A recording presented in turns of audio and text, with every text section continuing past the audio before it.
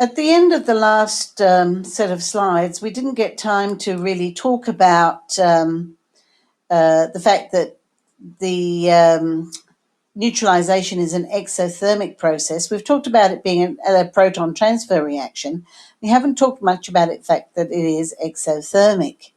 One of the things you can do is you can use a temperature probe and run a titration, and at the point where there is the maximum temperature change, that's the point at which you have reached equivalence point, by the way.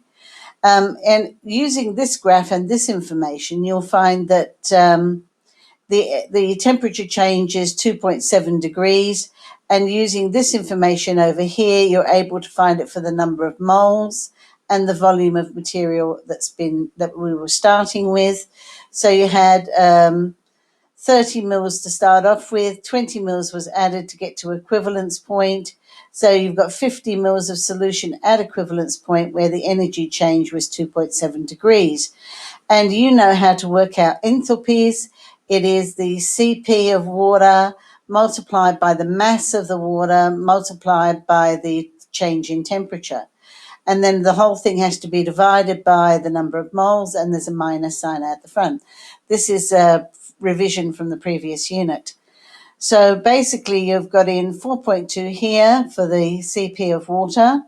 You've got 50 grams as approximately the mass of the solution. It's not quite that, but it's close enough. And 2.7 is the change in temperature divided by the number of moles.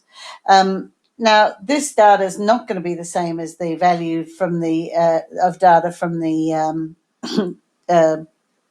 data book sources, and that's basically because this is a poorly insulated system, and so you've got massive errors in that. This value here, though, is pretty much right for all strong acid, strong base reactions. But weak acids or weak bases, they absorb some of that energy just to break the bonds that are holding the molecules together and to form the ions before the reaction takes place.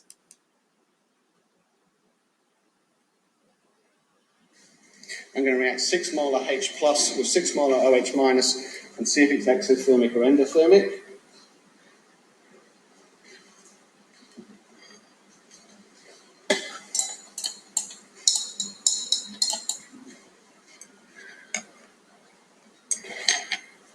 What would help, wouldn't it, if I put the thermometer in the beaker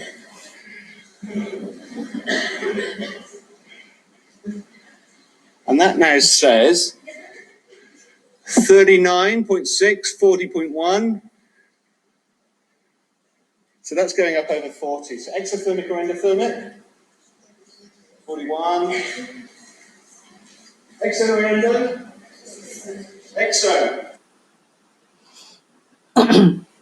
So we've dealt with that syllabus dot points that requires you to identify that a neutralization is also an exothermic reaction.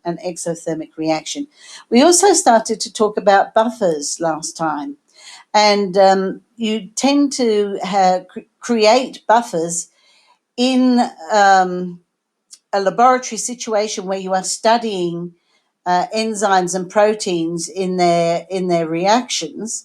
But the body system has natural buffers of its own as well, in addition to the deliberately contrived made buffers in the solutions that we've talked about when we were looking at the titration curves. So one of the natural buffers that you look at is the pH of blood, and how it affects the absorption of oxygen and the release of oxygen at various points in the body. But the natural range of pH of blood is 7.35 to 7.45, and your body actually actively uses the buffering effect to maintain that and to cause gases to be absorbed and released. Now, in the lungs, you are breathing in oxygen. It gets dissolved into the solution of the blood, and it will combine with the hemoglobin and it will be in one of those forms like this. You can see it written in either way. And it deliberately combines with it to make the hemoglobin, oxyhemoglobin ion, and the hydronium ion. Now that H plus there makes that slightly acidic. So because that is acidic, it's going to force this reaction back this way, according to Le Chatelier's principle. So this reaction is being forced this way by the pressure of the oxygen gas, forcing the reaction that way and producing the H plus ions. And the H plus ions will then cause, through a reaction to form the carbonic acid, carbon dioxide dissolved in the water will then form carbon dioxide as a gas, and it will release carbon dioxide into the atmosphere. So you're breathing in oxygen and you're breathing out carbon dioxide, which is not a surprise. Then when the oxyhemoglobin travels around to the cells can force this reaction to go back the other way by producing H plus ions. And it does it using this mechanism. It gets the carbonic acid and it releases the bicarbonate and the H plus ion. The H plus ion then forces this reaction back that way and releases the oxygen at the cell level so that the cell now has oxygen available to it. So that's how it then releases it, remembering that this is a reddish compound and this is a reddish compound and this is a slightly bluish compound. So arterial blood is red and venous blood has a slightly bluer tinge because it's lost that redness. And this is also done because of the relative strengths of these acids.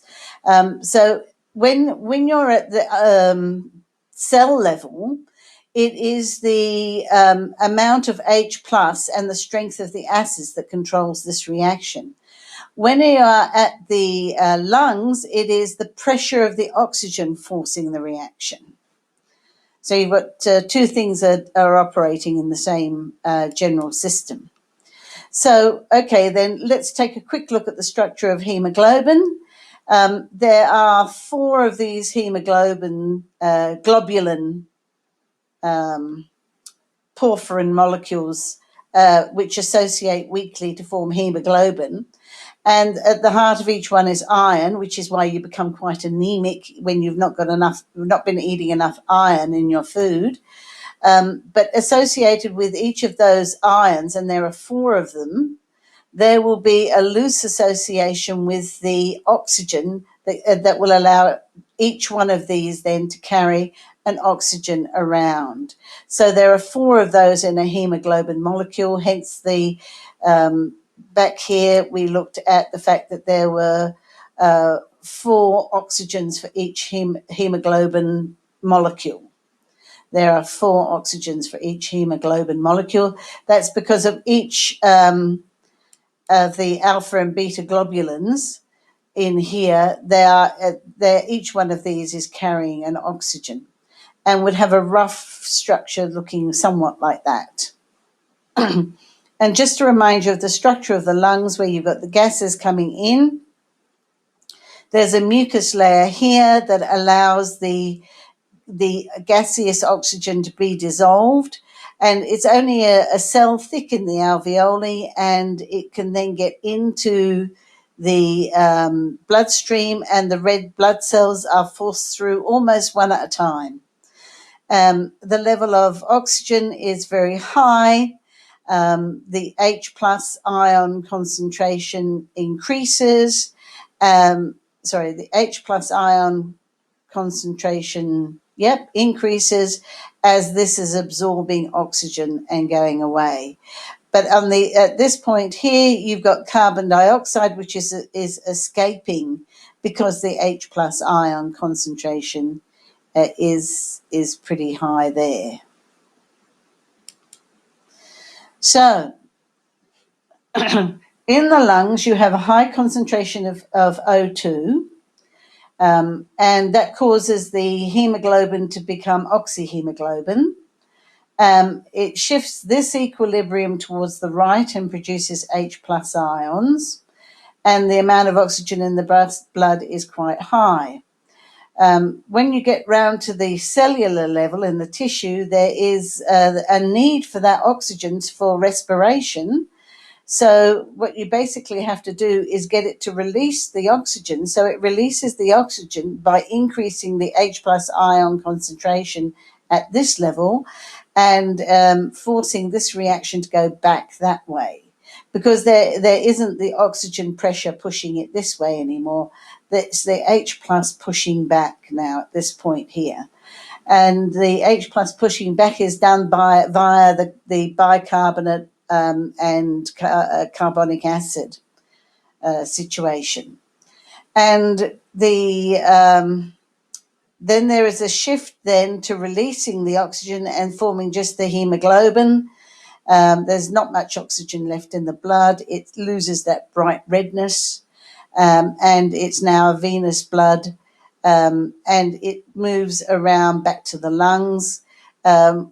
And you'll notice in here, arterial blood has a pH of 7.44.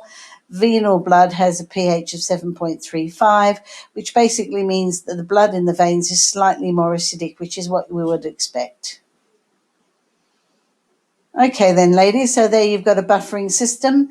When you find people hyperventilating, they don't allow the oxygen in the blood to make a proper transfer, and you can get different conditions arising from that. They monitor the level of acidity in the blood to look out for conditions like alkalosis and acidosis, which I'm not going to discuss here, but they are medical conditions that arise from an upset in the balance of the pH. Okay, ladies, we've looked at the natural system that has a natural buffer acting within the body. So I think we've met this one. We've qualitatively described the effect of a buffer with respect to a specific example in a natural system. The last of the lectures on Chapter 9.